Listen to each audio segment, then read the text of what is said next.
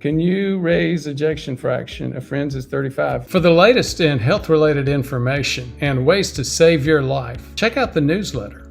Yes, you can. There are medications that have done it. People have done it with lifestyle. And in fact, you bring up a really good point. Low ejection fraction, for those of you that don't know, if you consider this the left ventricle of the heart, so it expands and fills up with blood, and then it squeezes. You don't get 100% ejection. So the ejection fraction is the amount that you have here when you've contracted and quote emptied it, because you don't completely empty it, divided by the amount when full. And normal ejection fractions are 60%. When you see people that have ejection fractions around 35, those are low. So there are several things that can cause that. Most of them are related back to prediabetes and diabetes. One of them is what we call a myocardial infarction. In other words, a part of the heart muscle, let's say this part of the muscle just gets paralyzed and it can't contract, then you get a decrease in the ejection fraction. If you get significant decreases in ejection fraction, you have what we call heart failure. Guess what the most important thing to do is if you have heart failure? Exercise. So again, it all gets back to the very same thing and the very same components of exercise. Managing your weight, by far the most important thing, but then exercise. And both of those are the most critical things for people that are in heart failure. And yes, they can improve their heart failure dramatically with those things. Are there drugs? Of course there are drugs. And there are a host of drugs which have impacts on ejection fraction. Great question. Thank you so much, Bambi.